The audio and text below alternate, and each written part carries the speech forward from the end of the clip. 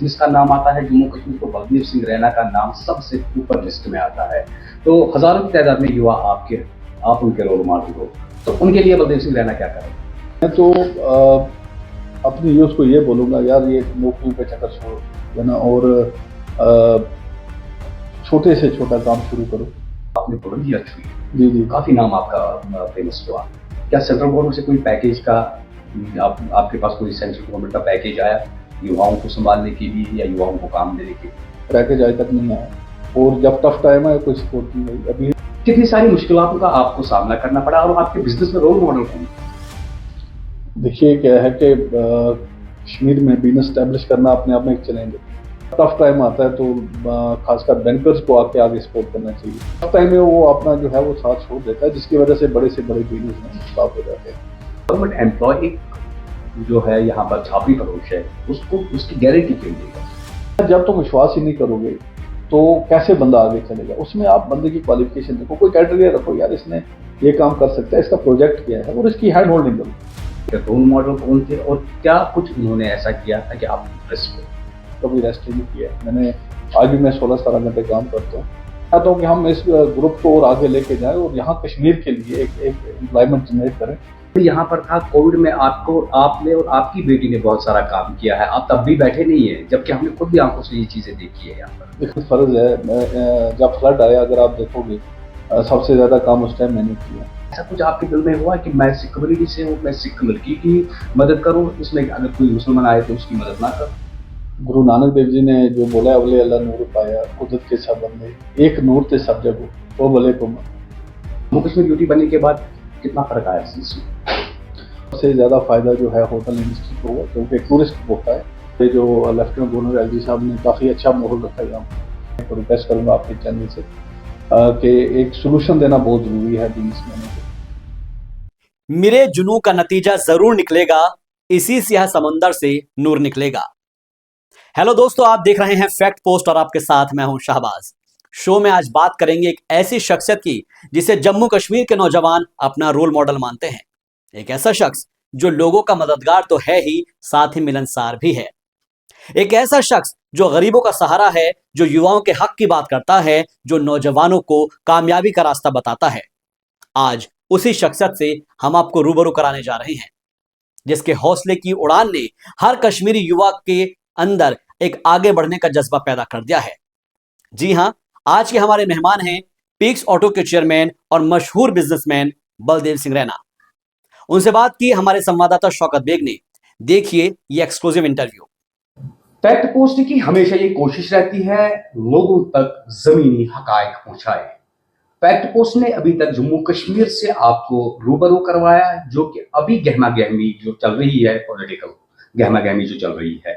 आज हम आपको ऐसे शख्सियत से मिलाने जा रहे हैं जो किसी तारुफ के मोहताज नहीं है, बल्कि उनका चेहरा ही उनकी शख्सियत जो है बयान कर रही है। जी हाँ, बिल्कुल। आज बलदेव सिंह रैना की, और बलदेव सिंह रैना पीक्स ऑटोमोबाइल के चेयरमैन है। आज हम आपको उनसे रूबरू करेंगे कुछ खास मुलाकात उनके साथ। बलदेव सिंह जी, सबसे पहले खैर मकदम आपका करते हैं और आपका शुक्रिया अदा करते हैं, आपने अपना कीमती समय हमें दे दिया है। सर, आपसे समझना चाहेंगे, जीरो से आपने अपना बिजनेस स्टार्ट किया है और आज बुलंदियां छू रहा है। कितनी सारी मुश्किलों का आपको सामना करना पड़ा और आपके बिजनेस में रोल मॉडल कौन थे? देखिए क्या है कि कश्मीर में बिजनेस स्टैब्लिश करना अपने आप में एक चैलेंज है, और अगर हम कश्मीरियत की बात करें और यहाँ के लोगों की बात करें तो एक बहुत बड़ा साथ दिया उन्होंने। सबसे पहले मैं कश्मीरियत और जो मेरे लोग हैं, मेरे कस्टमर हैं, मैं उनका शुक्रिया करूंगा कि उनकी वजह से मैंने इतना बिजनेस जो है फ्लोरिश किया। और मैं उनको वादा करता हूँ कि ऐसे ही जो हमारा पीक्स ग्रुप है ऐसे ही उनको सर्विस देता रहेगा, और एग्रेशन से, जिस तरह हमारा एक ही मकसद है, जो कस्टमर जो हमारे लिए जो है वो सबसे पहले हैं, फिर उसके बाद हम आते हैं। तो वही कस्टमर जो है हमें बहुत दूर लेके गए हैं, और जो लोग हमारे साथ जुड़े हैं, जो मेरी टीम है, जो एक डेडिकेटेड टीम है पीक्स ग्रुप की, और जो दिन रात और इतने हार्ड्स में भी उन्होंने काम किया, मैं उनका भी शुक्रिया करूंगा। और एक मतलब अकेला बंदा कुछ नहीं होता, ये सारा एक टीम वर्क है। कश्मीर में मतलब मैंने बहुत ही एग्रेशन से काम स्टार्ट किया, और काफ़ी सारे चैलेंजेस मैं आपको बताऊं कि बहुत छोटा था, मुझे आइडिया नहीं था कि टफ टाइम में ज़िंदगी में आता है। तो जो 3-4 साल टफ टाइम रहे, और तब मुझे महसूस हुआ कि टफ टाइम में जो है, जिस तरह मतलब कोई भी बंदा साथ नहीं देता, चाहे वो आपके बैंकर्स हों, चाहे वो आपके जो आप पे भरोसा करते हैं। मैं चाहता हूँ कि बिजनेस में जो और ख़ासकर ऐसे टफ टाइम में, जब जब इतने साल हालात ख़राब रहे और जब टफ टाइम आता है, तो खासकर बैंकर्स को आके आगे सपोर्ट करना चाहिए और पूछना चाहिए भाई क्या मतलब, जब वो क्योंकि वो एक पार्टनर की तरह काम करते हैं, जो आप कमाते हो बैंकर भी उसमें एक हिस्सेदार रहता है, लेकिन टफ टाइम में वो अपना जो है वो साथ छोड़ देता है, जिसकी वजह से बड़े से बड़े बिजनेस में खराब हो जाते हैं। और एक फिक्स ग्रुप ने एक क्योंकि हमारा जो मंथली खर्चा था वो 6 से 7 करोड़ का था इस टफ टाइम में, अगर हम बात करें। मैंने 2009 में बिजनेस स्टार्ट किया और 2010 आपने देखा, 12, 14 फ्लड आ गया, 16 बुरारवानी, फिर 19 पूरा कंप्लीट बंद रहा, 19, 20, 21 3 साल काम नहीं किया। फिर भी हमने इस इतने बड़े जो है एक 5000 लोगों की जो एम्प्लॉयमेंट है उसको संभाल के रखा। खुद में मतलब हमने किसी भी तरह ये सिस्टम को जिंदा रखा। और जब सपोर्ट की ज़रूरत है तो मैं चाहता हूँ कि गवर्नमेंट इस चीज़ को बड़ा सीरियस ले, और ख़ासकर बैंक जो इसको सीरियस ले के उनको देखना चाहिए कि जो बड़े यूनिट हैं हमारे, उनमें जो दिक्कत है उसको उसका सोल्यूशन चाहिए। वो मैं एक रिक्वेस्ट करूँगा आपके चैनल से कि एक सोल्यूशन देना बहुत ज़रूरी है बिजनेसमैनों को। और अभी जो आपने काम बोला कि जिस तरह मैंने काफ़ी मतलब अगर आप मैं अपनी बात करूं तो मैंने कभी रेस्ट ही नहीं किया है। मैंने आज भी मैं 16-17 घंटे काम करता हूं, और बड़े और लक्ष्य है मेरे। जिस तरह अभी हमने एक हॉस्पिटल की इनाग्रेशन की अमनदीप वीआर ग्रुप का, उनको रिक्वेस्ट करके मैंने यहाँ पे लाया, और ताकि यहाँ के लोगों को फ़ायदा हो। और आगे और बहुत काम करने हैं, मतलब जिस तरह इसमें मैं बताऊं कि एक उनका ऐसा विश्वास तो उन्होंने मुझे साथ रखा है इसमें। तो मैं चाहता हूं कि हम इस ग्रुप को और आगे लेके जाएं और यहाँ कश्मीर के लिए एक एक एम्प्लॉयमेंट जनरेट करें, क्योंकि सबसे ज़्यादा प्रॉब्लम जो यहाँ पे है कश्मीर में है वो एम्प्लॉयमेंट की है। हमारे लोग बहुत पढ़े लिखे हैं और उनको नौकरियाँ, गवर्नमेंट नौकरियाँ हर किसी को मिल नहीं सकती। मैं हर वक्त बोलता रहता हूँ लोगों को कि उनको बिजनेस को जो है बिजनेस ही चलाना है और बिजनेस ही मॉडल रोल बनाना है, क्योंकि कश्मीर जो है अपने आप में एक बहुत बड़ी ताकत है। एक अल्लाह ताला ने यहाँ पे बहुत कुछ दिया हुआ है। अगर हम बड़ी नवाइशा है, उन्होंने बहुत ही नियामतें हमारे पास। तो हमें मतलब कहीं भी बंदा कहीं भी बैठ जाएगा, वो भूखा नहीं रह सकता। आप जिस तरह आप देखते हो कश्मीर में हर मतलब जो बंदा है उसके सर पे छत है, और हर घर में मैं आपको साल का नहीं, कम से कम 2-2 साल का खाना जो है वो होगा। मतलब जिस तरह काफ़ी लोग सोचते हैं कश्मीर में गरीबी नहीं है, लेकिन यहाँ जो है यहाँ का एक अपना सिस्टम है, अपना एक निज़ाम है।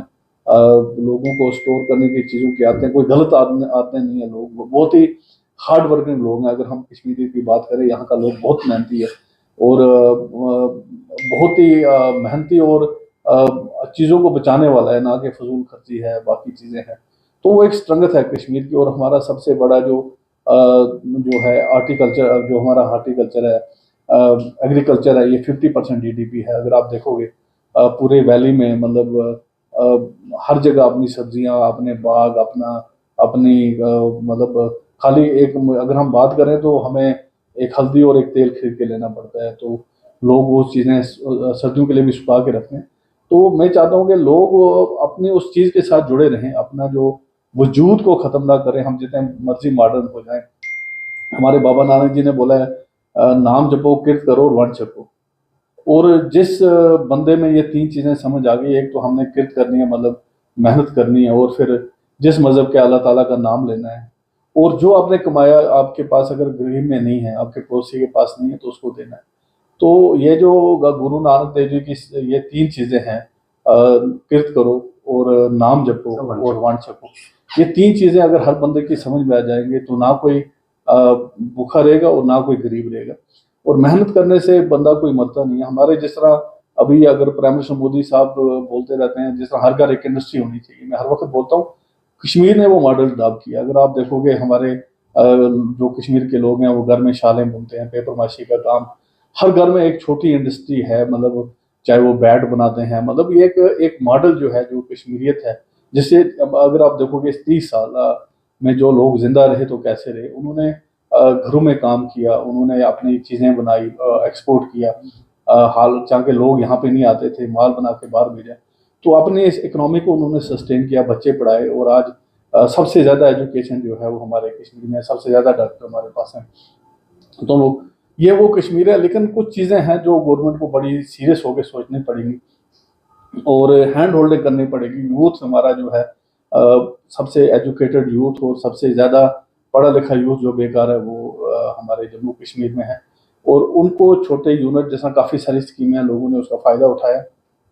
पीस में हर वक्त कहता हूँ कि जो 3 साल पीछे गए ऐसे ही हमारे अगर चलते रहे तो अगले 10 साल तक हमारे कश्मीर में कोई बेरोजगार नहीं होगा, क्योंकि पीस एक ऐसी चीज़ है जो टूरिस्ट का, आप देखो कितने अच्छे टूरिस्ट यहाँ पे आए, और हम मतलब ऐसे ही हम दुआ करते रहते हैं कि इसी तरह ही बोल रहे, और क्योंकि टूरिस्ट का आना कश्मीर के लिए बहुत ज़रूरी है, और उनका फ्लो जिस तरह का, क्योंकि हर वक्त टैक्सी वाला, शिकारे वाला, छोटे रेस्टोरेंट वाला, ये शालों वाले सारे लोग, एक पूरी जनरेशन जो है उनके साथ जुड़ी हुई है। काफ़ी सारे लोगों का जो है रोज़गार उनके साथ जुड़ा हुआ है, और उसके लिए मैं कह रहा हूँ हालात ठीक रहने चाहिए, हमें किसी की दोबारा से नज़र न लगे, और ऐसे हालात रहे हो ताकि टूरिस्ट यहाँ पे बहुत आए और ऐसे लोग जो हैं वो बिजी रहें। सर, रोल मॉडल समझना चाहेंगे आप, आपके रोल मॉडल कौन थे और क्या कुछ उन्होंने ऐसा किया था कि आप इम्प्रेस हुए? देखिए, मेरा जो है, मैंने सेल्फ से स्टार्ट किया था, ठीक है ना। मेरे अंदर एक वो था, एक जुनून था, और मैं चलता गया, मतलब बड़ी स्पीडली मैंने, और एक लक्ष्य था मन में कि मैंने गवर्नमेंट जो नौकरी नहीं करनी, मैंने इंजीनियर की है, और उसके बाद मैंने कभी गवर्नमेंट जॉब के लिए फॉर्म तक नहीं भरा, और एक आशा थी कि बस एक काम करना है, और काफ़ी अच्छी बुलंदी को छुआ मैंने, और उसके बाद फिर ऐसा नहीं है कि वो बड़ा रहा, एक डाउनफॉल भी ज़िंदगी में आता है।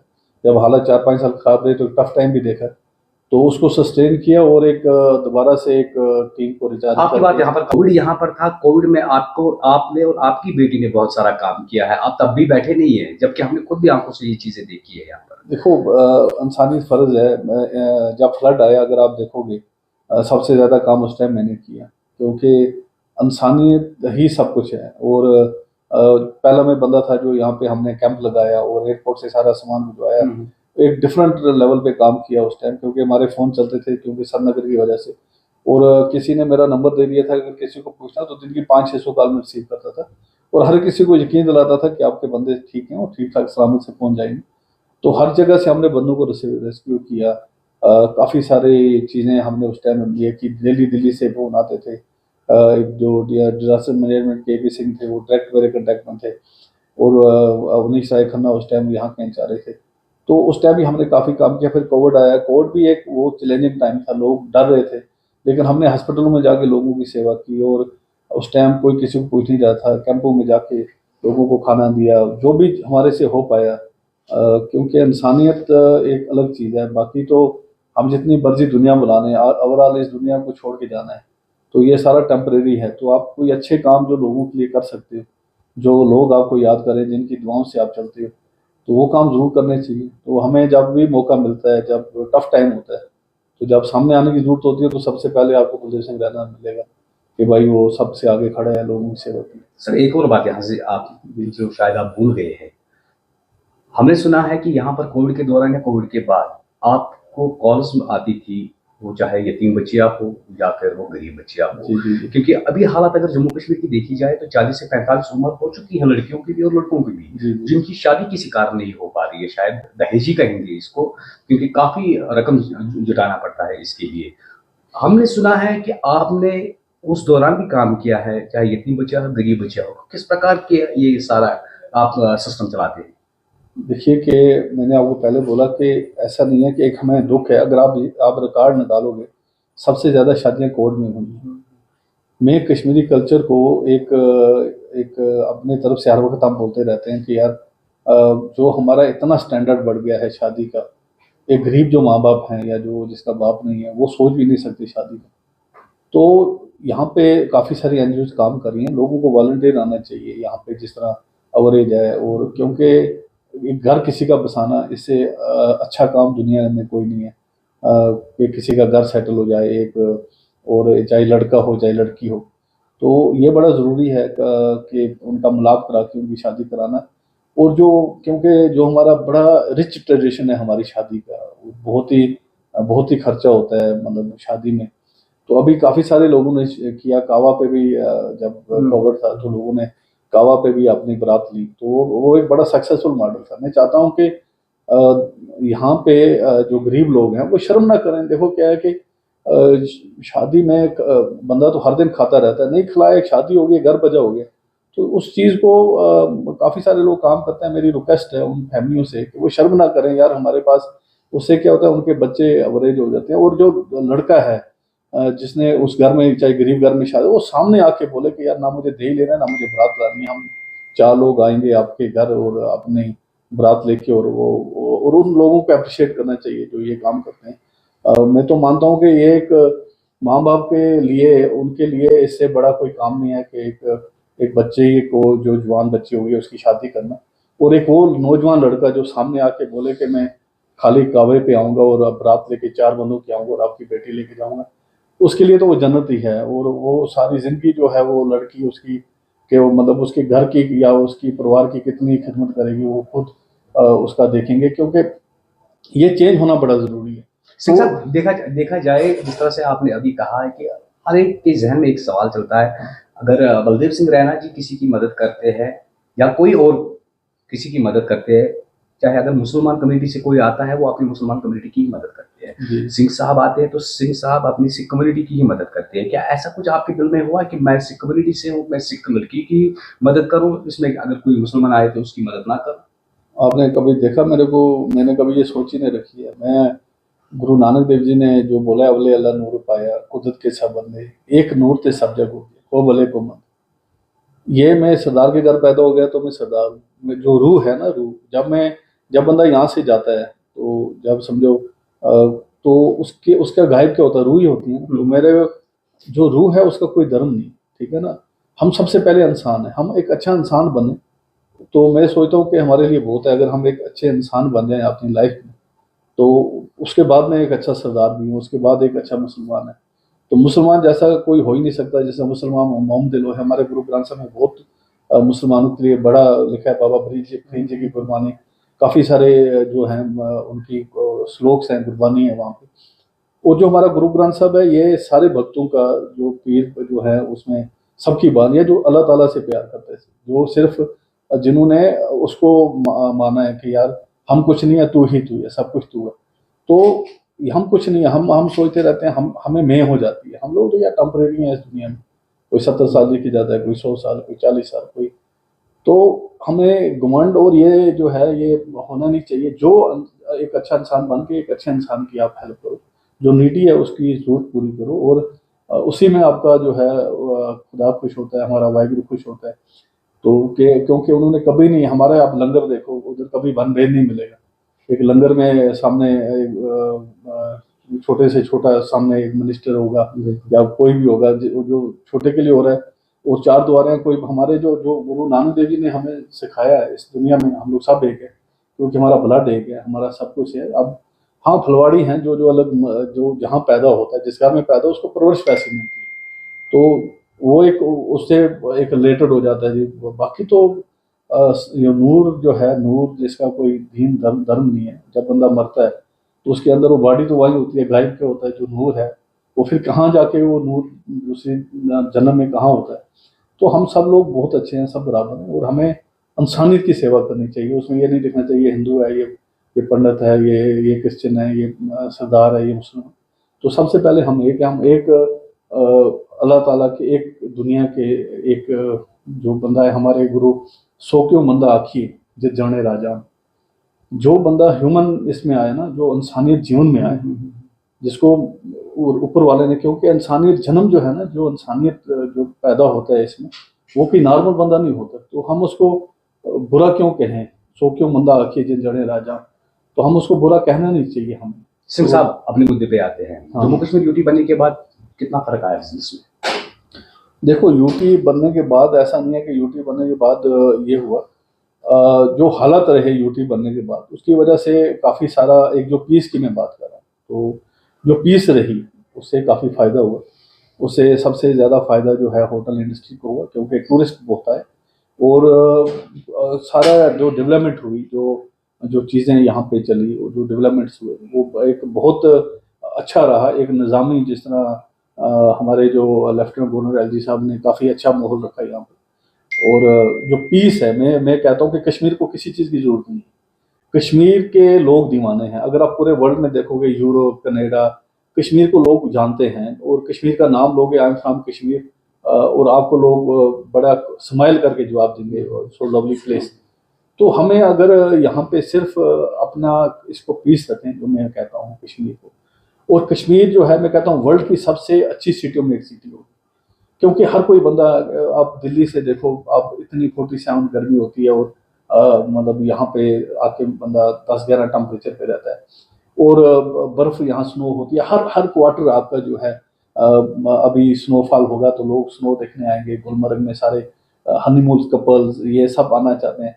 तो हमें सबसे, जो मैं कहता रहता हूँ हर बार, कि हमें हमें किसी फंड की ज़रूरत नहीं है। हमें हमें लोगों को समझना होगा ये हमारी जगह है, हमने इसको खुशहाल रखना है, ताकि जो लोग हैं वो हमसे प्यार करें। और जब आप बाहर देखो, जब टूरिस्ट चाहे यूरोप चले जाते हैं, जब भी कहीं मतलब उसको एक फूल पकड़ा देते हैं, तो हमें एक माहौल ऐसा रखना है यहाँ पे कि हमने खुशहाली का, जिस तरह ये 3 साल रहे, अगर आप देखें तो खुशहाली, डेवलपमेंट जो रही, और इसको हमने आगे लेके जाना है। अब जिस तरह हमारी गवर्नमेंट बनी है, उनका भी यही मकसद होना चाहिए कि हम इस एक तो यूथ पैटर्न पे काम करें, और इस माहौल को जो है बहुत अच्छा रखें, ताकि देखो, जब यूथ अंगेज रहेगी तो वो 4 पैसे कमाएगी, उसका दिमाग राइट लेफ्ट नहीं जाएगा। तो सबसे बड़ा जो टॉपिक है हमारा, जो बड़ा, कि हमने इसको पीस और यूथ को मीट कैसे करना है, वो सिर्फ 2 चीज़ों से होता है। कि हर बंदा काम में इन्वॉल्व हो। तो काम में तब इन्वॉल्व होगा जब यहाँ पे हालात ठीक रहेंगे, और हालात ठीक रहने से टूरिस्ट भी आएगा, और हर बंदा जो है कारोबार में सेटल होगा। क्योंकि पॉपुलेशन हमारी बहुत अच्छी है। आपस में ही मैंने आपको बोला, कश्मीर को अल्लाह ताला की बड़ी नियामतें दी हुई हैं। जो 40 कंट्री में चीज़ें बनती हैं, हमारे कश्मीर में बनती हैं। वर्ल्ड फेमस लोग हैं। एप्पल हमारा वर्ल्ड में फेमस है, 5वें नंबर पे हम वर्ल्ड में एप्पल में। केसर में हम दूसरे नंबर पे हैं, वालनाट में 9वें नंबर पे हैं। हमारे कॉर्पोरेट्स, हमारी शालें वर्ल्ड फेमस हैं। तो हम इन चीज़ों को, ये हमारी स्ट्रगल है, हम इसको ना छोड़ें। हम वो मेहनत कश रहें, और ऐसे हम अपने कश्मीर को खुशहाल रखें। जो पुराना कश्मीर, रात की, जिस तरह भी ये 3 साल रहे, रात की रोटियां भी आती थी, 1-1 बजे तक मार्केट खुली रहे।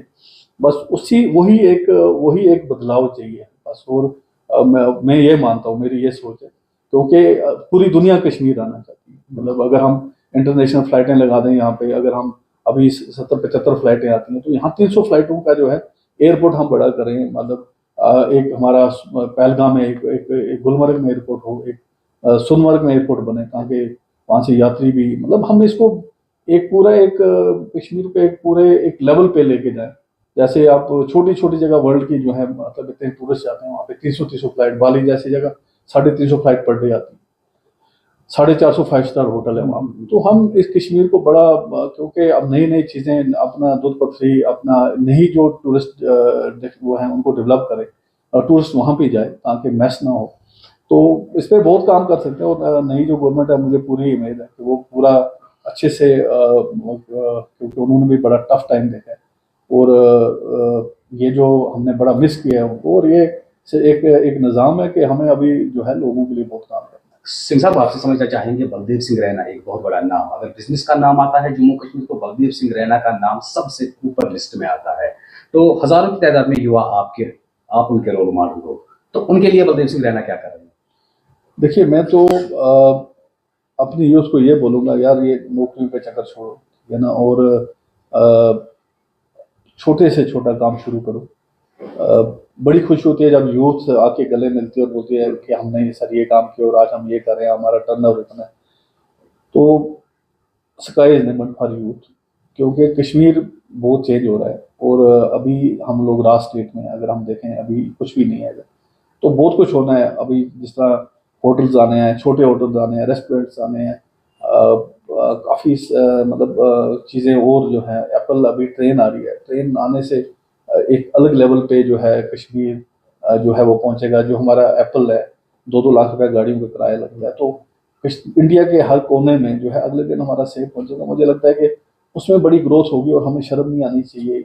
हम हार्टिकल्चर के ऊपर बड़ा फोकस करें, वो हमारी ताकत है। उससे हमारे मतलब कोई 40 लाख फैमिलियाँ जो हैं, मतलब उसके साथ जुड़ी हुई है, हर घर हर गांव उसके साथ जुड़ा हुआ। हमें उस पर और तवज्जो देनी चाहिए। और जो नई पॉलिसियाँ आई हैं गवर्नमेंट ने बड़ा उसमें काफ़ी स्कीमें दे रखी हैं, हमें उस पे आना चाहिए।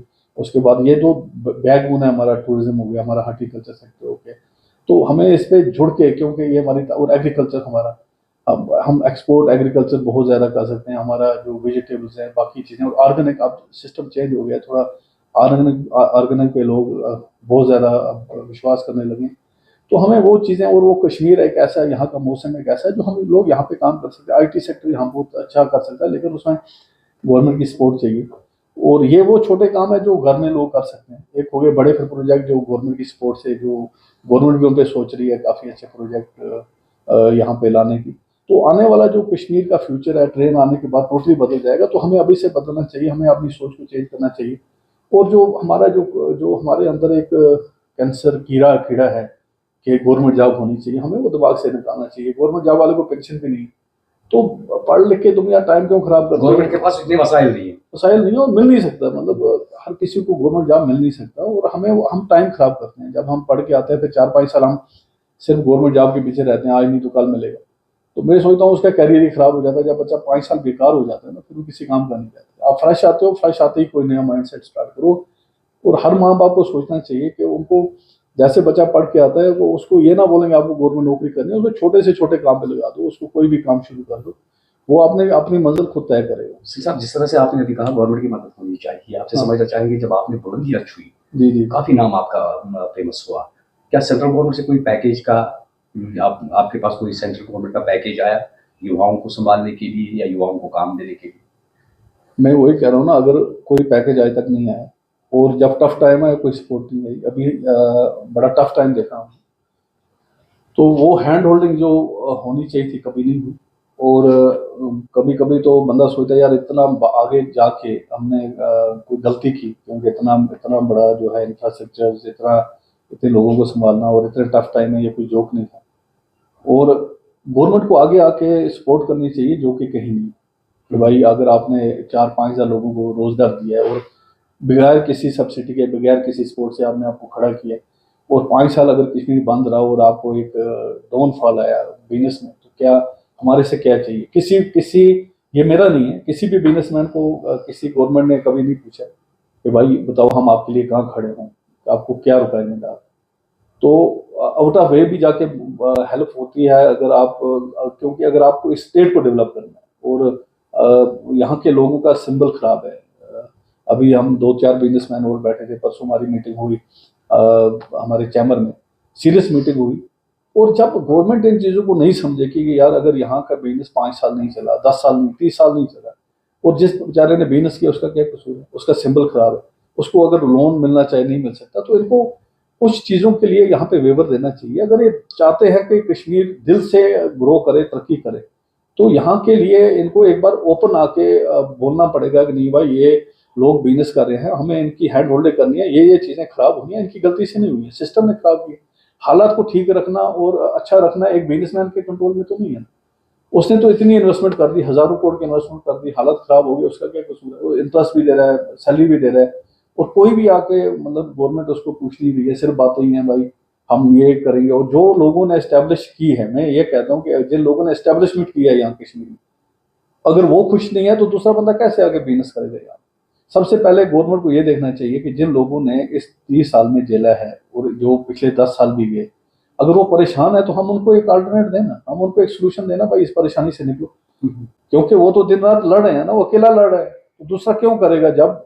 और इतना सारा खर्चा करके, तो मैं चाहता हूँ कि गवर्नमेंट इस चीज़ को सीरियस ले कि भाई किस बिजनेसमैन की क्या रिक्वायरमेंट है, उनके साथ मीटिंग करे और उनको ओपन वो फैसिलिटी दे, भाई आपका ये चीज़ें हैं और आप इससे ये करो और आप इससे बाहर आ जाओ, ताकि दोबारा से वो कश्मीर वो रौनक हो जाए, फिर दोबारा लोगों का फेस हो।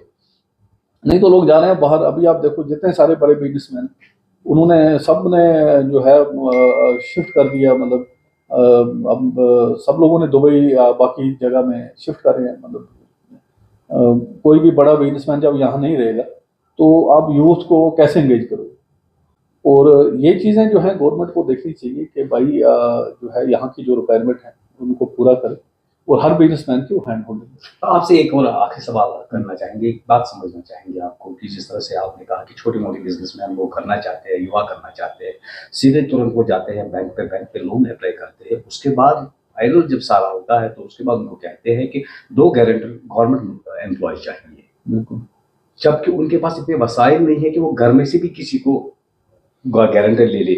सवाल यहाँ पर है, एक गवर्नमेंट एम्प्लॉय एक जो है यहाँ पर छापरी फरोश है, उसको उसकी गारंटी क्यों देगा? प्रॉब्लम यही है यहाँ पे हम कश्मीर में बड़ा कुछ अनाउंस कर देते हैं। मैं आपको कमर्शियल गाड़ियों की बात करूँ, इन्होंने एक स्कीम निकाली और बैंक ने 10 लाख की गाड़ी जो कमर्शियल गाड़ी है, क्योंकि जो बंदा कमर्शियल गाड़ी लेता है वो रोजगार के लिए लेता है, तो ओपन है कि उसमें कोई आपको गारंटर नहीं चाहिए। वो बैंक जो है उसमें भी गारंटर ढूंढते हैं, बुढ़ा राज है। और जिस तरह 10 लाख का लोन अगर कोई बिजनेस के लिए लेता है विदाउट गारंटी, वो देते ही नहीं है, उसकी शक्ल देखते हैं। यार जब तुम विश्वास ही नहीं करोगे तो कैसे बंदा आगे चलेगा? उसमें आप बंदे की क्वालिफिकेशन देखो, कोई क्राइटेरिया रखो, यार इसने ये काम कर सकता है, इसका प्रोजेक्ट क्या है, और इसकी हैंड होल्डिंग करो। इनको वो सेल खोलने चाहिए अपने ऑफिस में, अपने बैंक्स में, और या गवर्नमेंट ने बहुत इसमें काम किया, इंडस्ट्रियल डिपार्टमेंट ने, लेकिन उनको ये प्रोडक्ट डिज़ाइन करने चाहिए कश्मीर में। जिस तरह यहाँ पे सिलाई सेंटर में बहुत काम हो सकता है, पेपर माशी पे बहुत काम हो सकता है, लोग घरों में शालें करते हैं, बहुत काम हो सकता है। यहाँ शी फार्म हम लोग, मैं हर वक्त बोलता रहता हूँ, लोग मेरे से नाराज भी होते रहते हैं, 500 करोड़ का हम 2011 की फिगर में हर महीने हम मटन चिकन खाते हैं एवरी मंथ। अभी वो 500 से 700-800 करोड़ हो गया होगा, 10% हमारी प्रोडक्शन नहीं। तो ऐसे चीज़ों में लोगों को काम करने में शर्म नहीं है। हमारे पैगम्बरों ने किया है, हमारे पैगम्बरोों ने बेड़े पाली हैं, गुरु नानक देव जी पाली हैं, और इसमें बरकत बढ़ी। तो गांव में इतनी सारी जगह है, पहाड़ है हमारे पास, यूथ को यार दे दो एक इसमें सीरियस होकर काम करने की जरूरत है। मैं आपको गारंटी दे सकता हूँ हमारे कश्मीर में कोई बेरोजगार नहीं रहेगा, लेकिन वो ओपन आके लोगों के बीच में आके लोगों पे विश्वास करना है, लोगों को, यूथ को अपने साथ जोड़ना है, एंगेज करना है कि यार हम आपके लिए ये है, बोलो कौन कौन आके कर सकता है, ये यहाँ पे आप फार्म हाउस बनाओ, ये हम लोन देंगे, ये स्कीम है। तो यार वो ये तो काम है, मतलब 35 लाख बेड़े तो आपको खाली ईद वाले दिन चाहिए।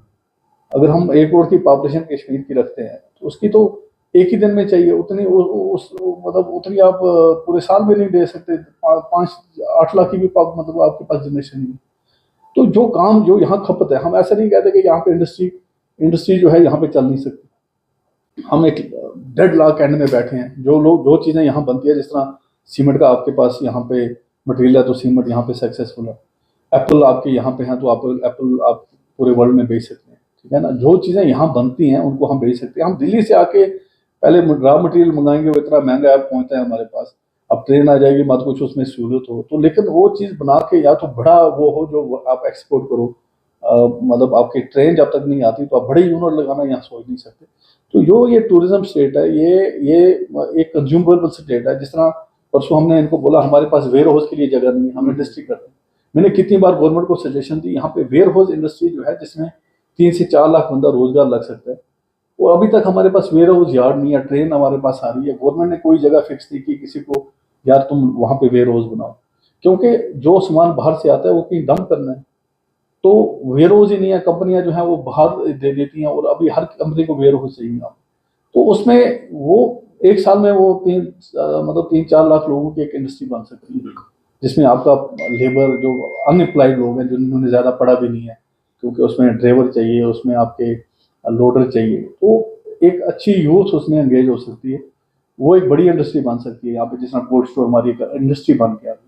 इस तरह वेयर हाउस इंडस्ट्री जो है वो बहुत बड़ी इंडस्ट्री बन सकती है। लेकिन कभी गवर्नमेंट ने, हमने डिस्कशन की, मतलब बाकी लोगों के लिए, इंडस्ट्री के लिए, बाकी चीज़ों के लिए जगह देते हैं, लेकिन वेयर हाउस के लिए, जिस तरह यहाँ पे अगर जहाँ पे रेलवे स्टेशन है, यहाँ 1600-1700 कनाल जगह गवर्नमेंट की, हमने कितनी बार बोला है इनको, इसमें वेयर हाउस आप जो है ट्रेन के साथ चाहिए। तो इन चीज़ों पे सोचना है कि ताकि जो इंडस्ट्री वही चलेगी ना जो यहाँ चाहिए, कि बंदा जो है 1-1.5 लाख रुपये महीने का कमाएगा, और हम इधर 5,000 10,000 नौकरी के लिए धक्के खाते रहेंगे सारी जिंदगी। बस सिंह साहब, आपका बहुत बहुत शुक्रिया, आपने अपना कीमती टाइम हमें दे दिया है। तो ये थे हमारे साथी साटो मोबाइल के चेयरमैन और जम्मू कश्मीर के सक्सेसफुल बिजनेसमैन बलदेव सिंह रैना, जिन्होंने खुसूसी बातचीत की फैक्ट पोस्ट के साथ। कैमरा पर्सन मंजूर पख्तून, शौकत दे, फैक्ट पोस्ट। तो ये थी पिक्स ऑटो के चेयरमैन और मशहूर बिजनेसमैन बलदेव सिंह रैना की सक्सेस स्टोरी। अगर आपको हमारी इस कहानी से प्रेरणा मिलती है तो वीडियो को लाइक कर दीजिए, चैनल को सब्सक्राइब कर लीजिए और कमेंट बॉक्स में लिख दीजिए फैक्ट पोस्ट।